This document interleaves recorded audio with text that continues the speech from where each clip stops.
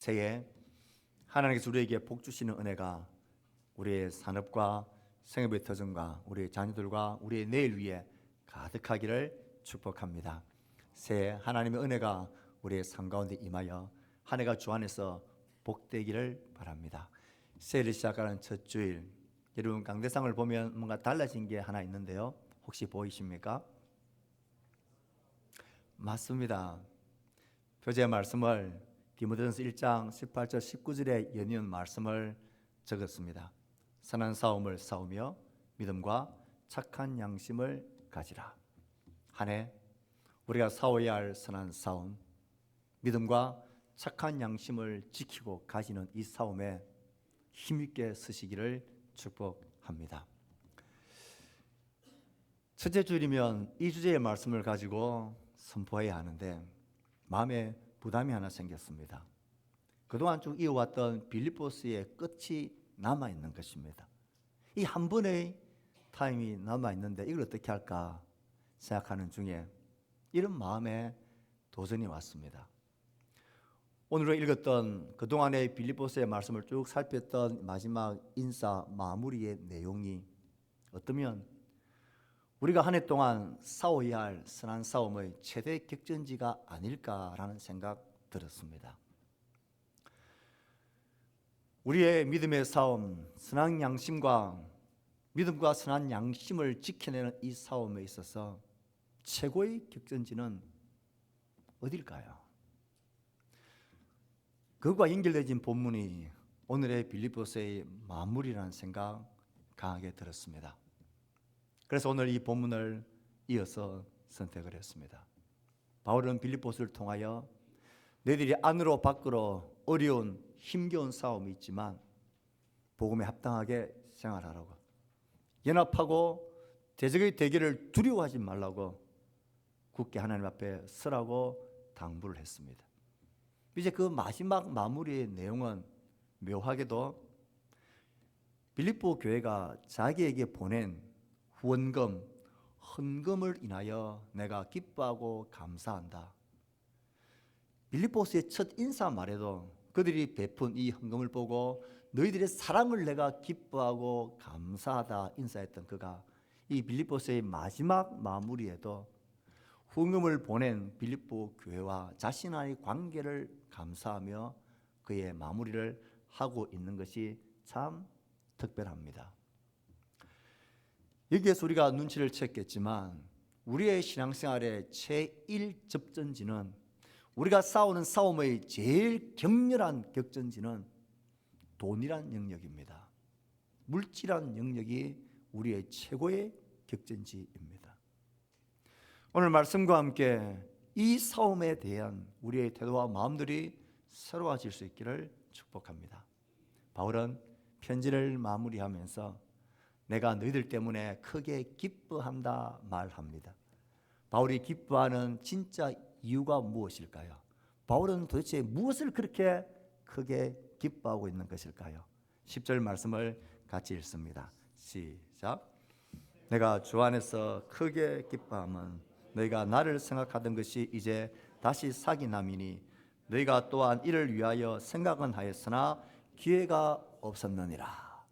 바울은 크게 기뻐하는데 너희들이 나를 생각하는 그 사랑이, 그 마음이 다시 자라나기 시작했다는 것입니다. 빌립보 교회는 오늘 말씀을 보면 바울의 초기 사역이었던 데살로니가 교회, 데살로니가 지역에서 사역과 그리고 마게도냐 지역을 떠날 때에 빌립보 교회는 바울을 후원하고 도왔던 사역했던 교회였습니다. 그런데 어떠한 이유 때문에 그 후원과 사역이 잠시 멈춰졌던 것 같아요. 그래서 이 빌립보서를 보내면서 너희들이 다시 나를 후원하고 나를 생각하는 일이 다시 싹이나고 다시 재개되어지는 것을 내가 크게 기뻐한다 말하고 있습니다. 예, 빌립보 교회는 로마에 감금되어 있는 바울의 형편을 알았고 괴로움과 궁핍함을 알았습니다. 그래서 에바브로 디도와 함께 후원금을 바울에게 보냈던 것입니다. 그걸 보면서 바울은 야, 너희들이 이전에 나를 생각했던 그 마음이 다시 자라나는 것 보니까 내가 마음이 너무 크게 기쁘다. 교회의 바울을 향한 이 마음과 후원, 그 자라나는 마음과 그 사랑을 보며 바울은 크게 기뻐하고 있습니다. 나를 생각하던 것이 이제 다시 싹이 났다. 빌립보 교회는 생각했습니다. 바울이 왜 감옥에 갇혀 있는지, 바울이 왜 복음의 진전을 위하여 자기가 죽음도 두려워하지 않는지. 그들이 생각했던 것은 바울과 바울이 전하고 있는 복음의 사역, 하나님의 일, 선교의 일을 위한 그 마음이 다시 자라난 것입니다. 그 마음이 자랐고 생각이 자랐고 급기야 그것이 바울에게 사람과 후원금을 보내는 일로 재개되어진 것입니다. 이 첫째 주일날, 그리고 특별히 이 새해의 첫 달은 여러분들의 신앙생활 속에서 치열한 싸움이 일어나는데요, 그 싸움은 헌금에 관한 싸움입니다. 돈에 관한 싸움입니다. 어떻게 내가 하나님 앞에서 이 헌금 생활을 할까? 어떻게 내가 선교와 긍휼과 지체를 돌아보는 그 일 앞에, 하나님 앞에 어떻게 내가 헌신을 하고 결심을 할까라는 싸움을 치열하게 하는 시간이 지금입니다. 바라기는 우리 모두의 마음속에 바울이 이렇게 기뻐했던 것처럼 그의 나라와 그의 복음과 그의 몸된 교회를 생각하는 그 마음이 다시 우리 가운데 자라나고 그 삭시 자라나게 되기를 축복합니다. 그것이 우리가 싸우는 격전지입니다. 기쁨의 열매들이 우리 가운데 풍성하게 있는 결심의 시간들이 되기를 바랍니다. 바울이 내가 이렇게 기뻐한다 라고 10절에 말했고, 그리고 이어지는 11절부터 18절까지의 주 내용 속에서는 내가 무엇을 그렇게 기뻐하는지를 설명을 합니다. 단순히 표면적으로 보면 자신에게 보내온 그 후원금 때문에 내가 풍성해졌기 때문에 기뻐한다라고 보이지만 사실은 그게 아니라고 바울은 말합니다. 바울은 본문에서 먼저 내가 진짜 기뻐하는 진짜 이유가 아닌 소극적인 이유를 설명을 합니다. 그리고는 내가 진짜로 기뻐하는, 진짜 기뻐하는, 본질적으로 기뻐하는 그 기쁨이 뭔지를 이야기를 합니다. 바울은 겉으로 보기엔 기뻐할 만한 이유이지만 그게 나의 진짜 기뻐하는 이유가 아니라고 말하는 것이 11절부터 13절까지에 나옵니다.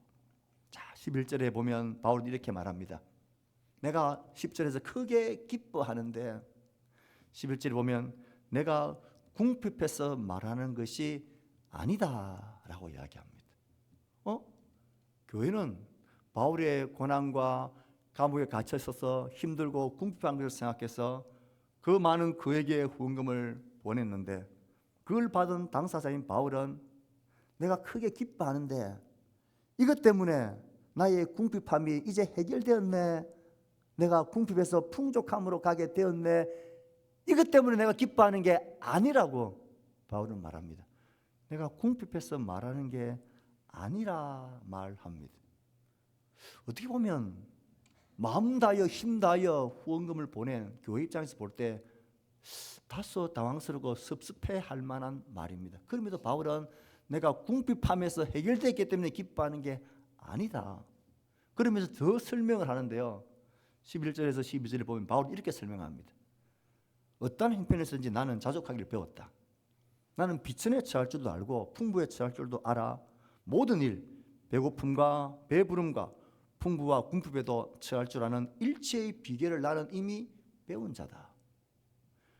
이것은 내가 이미 도달하고 통독한 자라는 거예요. 그래서 내가 지금 궁핍함이 있었는데 너희들이 보내준 그에게 후원금 때문에 이 궁핍함이, 이 비천함과 배고픔이 해결되어졌기 때문에 내가 기뻐할 거라고 너희들 생각하지 말라는 것입니다. 그러면서 쐐기를 박는 말을 합니다. 13절에 보면 내게 능력 주시는 자 안에서 내가 모든 것을 할 수 있느니라. 이 유명한 말을 문맥에서 속 떼어서 봐라, 예수 믿는 사람은 불가능한 일 없다, 무엇이든지 할 수 있다, 긍정적인 마인드가 필요한, 긍정적인 힘을 가져야 된다 라고 주장을 하지만 이 본문의 말씀은 그것을 말하는 내용이 아닙니다. 빌립보 교회가 바울의 힘겨움과 고난과 궁핍과 괴로운 사정을 알고 그들이 마음과 기도를 모아 사람과 함께 그에게 후원금을 보냈습니다. 그렇다면 바울은 어떠해야 합니까? 그들이 기대했던 게 뭡니까? 상상했던 게 뭡니까? 와, 이제 내가 드디어 이 궁핍함을 면할 수 있었다. 너희들이 보내준 이 후원금 때문에 이제 내가 드디어 배고픔을 면할 수 있게 되었다. 이제 드디어 이것 때문에 내가 하나님 일을 할 수 있게 되었다. 너무 고맙다. 내가 기뻐한다. 라고 해야 되는데 바울은 그 생각에 찬물을 확 끼얹고있습니다. 내가 궁핍했기 때문에 기뻐하는 건 아니다. 나는 일체에 자족하는 비결을 이미 터득한 자다. 그리고 난 너희들이 보내준 것, 이 풍성한 것 없어도 내게 능력 주는 자 안에서 나는 모든 것을 할 수 있는 자다. 하나님의 일은 이것 있고 없고가 아니라 이 돈의 힘에 풍족한 힘으로 되는 게 아니라 능력 주시는 자 안에서 그의 힘으로 하나님의 일은 되어진다. 그렇게 말하니까 그 후원금을 보낸, 힘을 다해 보낸 교회 입장에서는 좀 섭섭한 마음이 들 수 있지 않았을까요? 괜히 보냈나? 이거 없어도 주의 일은 할 수 있다고 하네. 그럼 우리가 무슨 일을 한 거지? 왜 바울이 이것을 이렇게 강조하는 걸까요? 바울이 이렇게까지 내 궁핍함을 돌아보고 생각해 주었던 너희들이 보낸 이 후원금을 이것 때문에 내가 기뻐하는 게 아니다. 하나님의 일은 이런 돈의 힘으로, 하나님의 일은 이런 사람의 뜻과 계획과 계산으로 되는 게 아니다라고 바울이 그렇게 이렇게 강조하고 있는 것은 이 교회가 혹시 잘못 생각하고 있을까 봐 하는 마음을 두려워하는 거예요. 소위 이런 생각이죠. 우리가 헌금을 보내지 않으면, 우리가 헌금하지 않으면 바울이라도 뵐 수 있겠나? 바울이 하나님의 나라 복음의 일, 하나님 일을 한다고 저렇게 열심인데 그래도 우리가 보낼 이 헌금이 없으면 그가 하나님 일을 과연 할 수 있을까? 하나님 일이 될 턱이 있나? 이런 생각을 조금이라도 하게 될 것을 바울은 우려하고 있는 거예요. 그래서 내가 기뻐하는 것은 내 궁핍함이 해결됐기 때문도 아니고 내 배고픔이 해결됐기 때문도 아니고 이것 때문에 하나님의 일이 이루어지는 것이 아니다. 하나님의 일은 그런 것이 아니라는 거예요. 하나님의 능력의 일은 그런 것이 아니라는 거예요. 복음은 그런 게 아니라는 것이에요. 하나님의 나라, 하나님의 일은 하나님의 능력 안에서 되어지는 것이 우리가 하나님 앞에 기여한 그 일 때문에, 그것 때문에 되어지는 것이라고 착각하며 그것을 힘으로 삼고 무기로 삼고 입김으로 삼는 그런 생각들을 조금도 하지 말 것을 바울은 그들에게 철벽을 치고 있는 것입니다. 우리가 가끔 이런 오해를 하곤 합니다. 교회, 당연히 내가 내는 헌금으로 교회가 돌아가는 거지. 선교의 일, 우리가 헌금하지 않아 봐라 하나님 일이 될 턱이 있나? 그런 생각은 그 헌금의 양이 크면 커질수록 그만큼의 입김과 영향력이 나에게 주어지는 것이 당연하다라는 지극히 물리적이고 세상적인 생각이 교회 안으로 들어오는 거예요. 그런 생각이 우리 가운데 커지면 기도한다고 앉아있으면 뭐하냐? 헌금이라도 조금을 더하는 게 하나님 일을 행하는 거지 라는 생각으로 우리를 오해하게 만듭니다. 하나님의 일은, 그의 나라의 일은 전능하신 하나님이 그의 능력 안에서 얼마든지 이루실 수 있는 분이십니다. 나의 작은 기호와 내가 내는 헌금과 이런 것들이 하나님의 일을 좌지우지한다라는, 그래서 그것을 좌지우지할 수 있는 힘과 권세가 나에게 당연히 주어져야 된다라는 생각, 이런 생각은 하나님 나라의 원리가 아닙니다. 바울은 교회가 그런 생각을 가지게 될까 봐 그것 때문에 내가 기뻐하는 게 아니다라는 거예요. 복음 안에 들어오고 하나님 나라를 알고 하나님의 은혜를 아는 정말 믿음을 가진 사람은 내가 일하여 수입을 얻게 되어진 이건 내 힘, 내 능력, 내 수고로 된 게 아니라 얻을 힘을 주신 분도 전적으로 하나님이라는 것을 고백합니다. 하나님이 나에게 이 모든 것을 주신 것이지 내가 잘났고 내가 수고하고 내 힘으로 얻은 것이다. 그래서 내 삶을 이 교회와 하나님 나라를 위해 드렸으니까 그만큼의 보답과 그만큼의 영향력과 대가가 나에게 있는 게 요구하고 누리는 게 당연하다는 이 생각을 하지 않습니다. 내가 얻을 모든 힘을 하나님이 주신 것이고 그 하나님 은혜에 나는 감사함으로 드리는 것뿐이다. 그게 우리의 헌금의 정신 아닌가요? 그게 11조와 모든 감사헌금과 모든 목적 헌금과 하나님께 우리의 삶을 드리는 마음 아닌가요? 그 마음이 없다면 우리는 돈의 영역에서 싸움에서 지고 있는 것입니다. 사람 자신의 삶이 가장 잘 투영되어진 것이 여러분 물질입니다. 그래서 세상의 원리는 많은 돈을 가진 사람이 힘을 부리고 권세를 부립니다. 자기가 많은 돈을 기여한 것만큼 그 영향력과 책임과 힘이 주어지는 것이 세상의 원리입니다. 그 원리를 교회와 복음 안에 가져오겠다라는 이 거짓되고 사탄적인 생각을 경계하셔야 합니다. 하나님의 일은 그런 것 없어도 우리가 하나님의 일을 할 수 있는 것은 능력 주시는 자 그 안에서이지 우리가 가지고 있고 내가 내는 헌금과 그 일로 된다라는 이런 오해를 하지 말아야 합니다. 그래서 바울은 그렇게도 단호하게 내가 기뻐하는 이유가 나의 궁핍함 때문이 아니다라고 바울은 철저하게 그들에게 말하는 것입니다. 사랑하는 성도 여러분, 물질과 돈에 대한 나의 태도는 하나님과 믿음에 대한 나의 모습 그대로를 반증해 줍니다. 이것이 나의 힘, 나의 능력, 내 논의로 되어진 내 것이라 생각하는 사람은 그 하나님께 감사의 고백으로 돌려드리는 게 어렵고 갈등스럽고 힘겹습니다.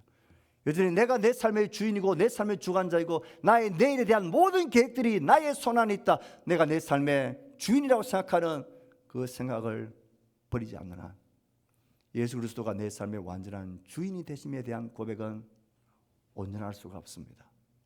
그러므로 처음에 말씀드렸다시피 우리의 싸움의 제일 격전지는 돈의 영역입니다. 헌금의 영역입니다. 그에 대한 나의 싸움이 내 속에 있는 믿음과 선한 양심이 지켜져 있는지 그것을 대변해주는 싸움입니다. 저는 우리 교회 공동체 성도들이 이 싸움에 힘있게 나서기를 바랍니다.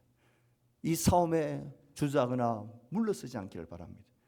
하나님이 이 모든 것을 주셨고 얻을 힘도 주시는 분이 우리 하나님이십니다. 우리는 그의 능력 안에서 그의 은혜 아래서 모든 것을 할 수 있는 힘이 교회에 있는 것입니다. 그 능력으로 하나님은 일하십니다. 그 능력으로 하나님은 공급하시고 그 능력으로 하나님은 그의 일을 이루어 가시는 분이십니다.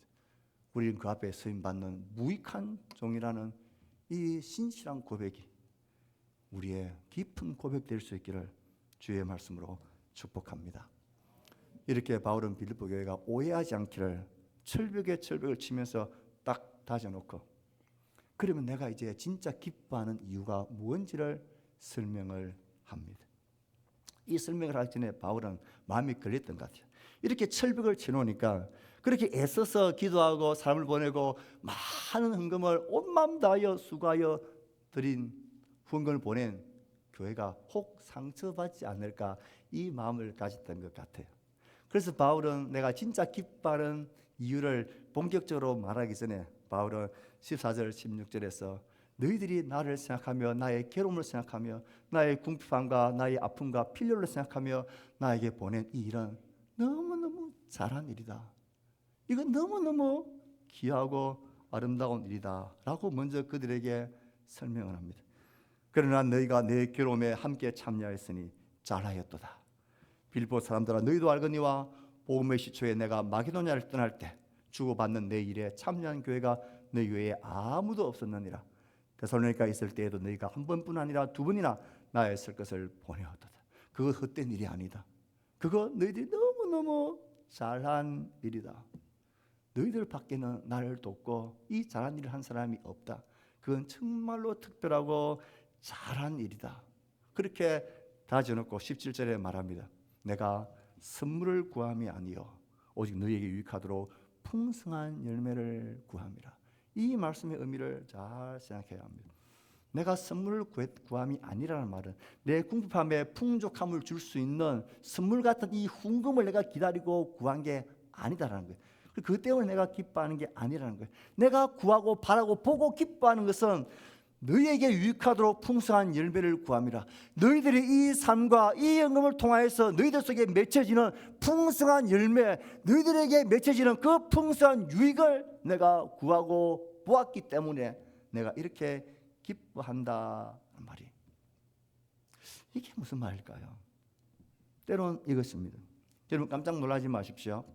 저는 지난 1년 사이에 제가 깜짝 놀랄 선물을 받은 적이 있습니다. 여러분들이 가지고 있는 노트북보다 제일 최신 노트북을 한 300만 원 가까이 되는 노트북을 선물을 받았습니다. 그러면 제가 기쁠까요? 좋을까요? 여러분들 받으면 뭐 안 좋아요? 너무 좋잖아요. 또 어떤 분은 목사가 결혼식을 하는데 무슨 돈이 있겠노? 결혼 한 달, 두 달 전부터 결혼식을 준비하라고 거금을 주시는 분이 계셨어요. 이걸 받으면 제가 기분이 좋을까요? 나쁠까요? 기분이 나쁠까요? 진짜 좋죠. 너무 좋죠. 왜요? 제 필요가 채워졌기 때문이기도 하고 돌보는 마음 때문이기도 하지만 그것도 좋긴 하지만 진짜 더 좋은 것은 그렇게 하나님의 나라와 교회와 못났지만 목회자라는 것 때문에 하나님의 일에 힘쓰는 그 일들 때문에 하나님 나라 때문이죠. 제가 인격적으로 뭐가 뛰어나도 그런 선물을 하겠습니까? 목사이기 때문이죠. 그것은 하나님의 일이 이루어지기를 바라고 하나님의 일이 힘있게 되어지기를 바라는 그 마음 때문이죠. 하나님 나라 일을 위하는 그 마음의 열매들이 그것이 보니까 너무 좋은 거예요. 우리의 청년들이 첫 직장을 가지면 몇몇 청년들은 첫 달 월급치를 하나님 앞에 다 헌금을 드리는 아이들이 있습니다. 그리고 매달마다 11조를 아무 끄리낌 없이 하나님 앞에 축을 고백하며 드리는 아이들이 있습니다. 그러면 목회자인 저는 뭐 때문에 기쁠까요? 교회 재정이 풍성해지기 때문에 기뻐하는 걸까요? 뭐 그것도 좋죠. 하지만 그들 속에 하나님을 향하여 맺혀지는 그 의의 열매들, 내 삶의 주권자가 하나님이라는 그 자유한 고백들, 하나님이 살면 살게 하고 하나님이 주시면 누리고 안 주시면 하나님 믿으면 나는 살 거라는 그 삶의 주권자를 하나님께 드리는 그 열매, 그 풍성한 믿음의 열매 때문에 그걸 보니까 너무너무 좋은 거예요. 우리의 자녀들이 그런 열매를 그리고 우리 모든 성도들의 삶의 모든 영역에서 그런 열매와 고백을 하는 그 풍성한 열매, 그 영혼의 유익이 우리 가운데 맺혀지는 걸 보니까 너무너무 좋은 거예요. 바울이 기뻐하는 것도 바로 그것 때문에 내가 궁핍해서 내 필요가 채워졌어가, 그것도 너희들이 너무 잘하는 일이고 너무 귀한 일이고 하나님 받으실 만한 아름다운 일이지만 내가 진짜 기뻐하는 것은 너희들 속에 맺혀지는 그 바른 물질 영역이라는 치열한 격전지인 그 돈의 영역에서도 너희들이 하나님을 향하여 이런 아름다운 열매, 믿음의 열매를 이렇게 맺혀가는구나. 와, 그게 너무 좋은 거예요. 그래서 내가 너무 기뻐하고 너무 좋아한다. 너희들 너무 잘한 일이다. 바울이 기뻐하는 진짜 이유입니다. 바울은 18절에서 이렇게 이야기합니다. 내게는 모든 것이 있고 또 풍부한지라 에바브로디도 편에 너희가 준 것을 받음으로 내가 풍족하니 이는 받으실 만한 향기로운 제물이요 하나님을 기쁘시게 하는 것이라. 바울은 이것을 너무나 귀하게 생각합니다. 받으실 만한 향기로운 제물이요 하나님을 기쁘시게 한 것이라. 그들이 이 헌금을 보내며 이것은 나의 기쁨, 나의 위로인 이전에 하나님 보시기에 너희들이 하나님과 그 나라와 복음을 위한 그 일, 그 마음, 그 재물을 하나님이 받으시는 거다. 그러니 그것이 얼마나 귀하고 아름답고 존귀하고 의미 있느냐라는 것입니다. 빌립보 교회가 이 헌금을 통하여 하나님 앞에서 바른 열매를 맺는 바른 신앙의 싸움을 싸우고 있는 그 열매를 보면서 너무 귀하고 너무너무 감사하다라는 거예요. 우리 모두에게 이런 하나님을 기쁘시게 하는, 하나님 보시기에 바람직한, 하나님 보시기에 아름다운 열매들이 여러분의 삶의 최격전지인 물질과 돈의 영역에서도 아름답게 드려지기를 축복합니다. 그것은 잃어버리는 게 아니고 손해보는 게 아닙니다. 그것을 통한 교회와 하나님 나라 일들이 행복해져 가고 필요들이 채워지고 누군가의 도움이 되고 위로가 되고 하나님 나라의 일이 되어지는 것은 하나님 보시기에 아름다운 열매이고 아름다운 재물과도 같은 것입니다. 그런 바른 열매가 초격진지인 돈의 영역에서도 기쁨과 자유함으로 감격함으로 드려지는 우리 모두가 되기를 축복합니다. 바울은 이렇게 그들에게 이 일을 다 이야기하고 나서 이제 그들에게 이 모든 것을 마무리하며 축도하며 마치는데요, 19절에 바울은 이렇게 이야기합니다. 나의 하나님이 그리스도 예수 안에서 영광 가운데 그 풍성한 대로 너희 모든 쓸 것을 채울 거다. 이 말씀이 참 의미가 있는 것은 숫자적으로 물질적으로 그 힘겨움과 어려움에 있었던 빌립보 교회 성도들이 그 마음을 다하여 헌금을 바울과 하나님의 나라 일을 생각하며 그들이 모아서 바울에게 보냈습니다. 그렇다면 그 빌립보 교회의 재정, 그 개인 성도들의 재정에는 그만큼 축이 났겠죠. 그만큼 비었겠죠. 그런데 바울이 그 빈 현실에 대해서 뭐라고 말합니까? 야, 나를 봐라. 내가 궁핍함에 처할 줄 아는 일체의 비결을, 자족하는 비결을 배웠다고 했지. 그런데 너희들도 그 자족하는 비결을 배워 없다고 너희들 징징 울지 말고 나를 닮아서 내가 그렇게 자족하는 것처럼 너희들도 예수 그리스도 안에서 자족하는 법을 배우고 견디고 그냥 그렇게 사는 거야. 자기에게 정한 그 자족의 그 원리를 상대방에게 적용하고 있나요? 안 하고 있습니다. 너희들의 그 필요와 너희들의 그 모든 쓸 것을 하나님이 너희들에게 그 영광 가운데 풍성하게 채워줄 거다.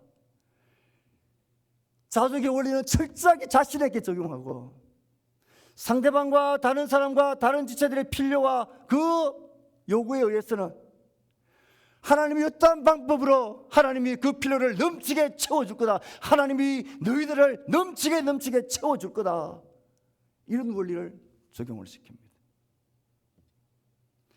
영광 가운데라는 말은 세상이 하는 그런 계산의 방법이 아니고 일다 이런 일하는 식의 그런 열매 말고 그런 풍성함 말고 와 어떻게 이런 풍성함이 있을 수 있냐, 이건 하나님이 하신 일이 아니면 설명이 안 된다라는 그런 영광이 드러나는 방법으로 하나님이 채워줄 거다. 그리고 풍성하게 채워줄 거다. 모든 설 것에 풍성하게 채워줄 거다. 너희들이 하나님 나라와 그의 복음을 위하여 채우고 필요를 채우고 빈 그 모든 곳간은 아무 염려하지 마라. 하나님이 영광 가운데 놀라운 방법으로 풍성하게 채워줄 거고 그런 채워줌을 통하여 우리는 하나님께 영광을 영원히 돌리게 될 거다. 이게 하나님 나라 백성의 삶의 원리고 이게 하나님 나라 백성의 돈의 원리고 경제의 원리인 것을 바울은 우리에게 말합니다. 그런데 우리는 참 약해서 이 자족의 원리를 다른 사람에게 자꾸 적용하고 강요합니다. 성경 사람들이 힘들게 사는 것 그건 뭐 당연한 거 아니야. 바울처럼 자족하는 비유를 배워야지. 왜 그렇게 모자란다고 자꾸 그러는 거야?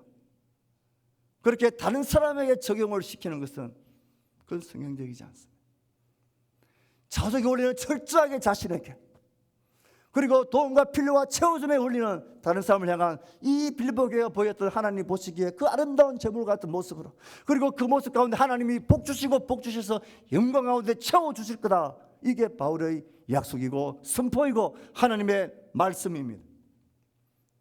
이걸 거꾸로 적용하는 그런 무례함과 무지함 속에 빠지지 말아야 합니다. 우리 가운데 하나님의 영광이 드러나는 가장 치열한 격전지, 가장 큰 승리를, 확실한 승리를 누리는 싸움터, 이 싸움터가 우리가 돈과 물질에서의 영역이라는 것을 기억하십시오. 이 모든 싸움터에 하나님의 영광이 드러나기를, 영광스럽게 풍성하게 채우시는 하나님의 살아계심이 드러나기를 조금 더 염려하지 마십시오. 여러분, 이웃을 돌아보고 지체들 향하는 긍휼과 지정금과 하나님을 향하여 드리는 모든 헌금을 두려워하지 마십시오. 하나님이 풍성하게 영광 가운데 채우시고 책임져 주십니다. 저는 조금 더 두려워하지 않습니다. 우리 교회가 지난해 하나님께서 선물같이 재정을 예상외로 부어주셨습니다. 그래서 저는 그것을 가지고 하나님께 영광 돌리는 일을 정말 하고 싶었습니다. 그래서 교회가 선교지에 교회를 개척한 이 일에 우리가 서자, 그렇게 장로님들과 성도들이 마음이 모아져서 우리는 그런 계획을 가지고 있습니다. 3천만 원에서 5천만 원의 헌금을 우리는 거기에 투자할 겁니다. 우리의 재정이 빈다고 조금 더 두려워하지 마십시오. 하나님이 그의 영광 가운데 넘치도록 우리의 쓸 것을 풍성하게 채워주실 것입니다. 그게 하나님의 방법입니다.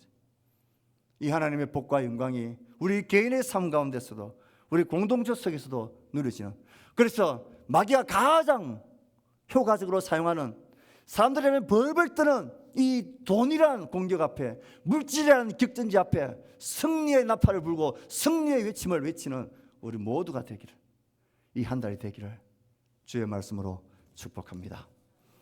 이 말씀을 붙들고 우리 각자가 하나님 주시는 말씀에 반응하며 기도하도록 합시다. 이 한 달 동안 이 치열한 싸움 가운데 승리하십시오.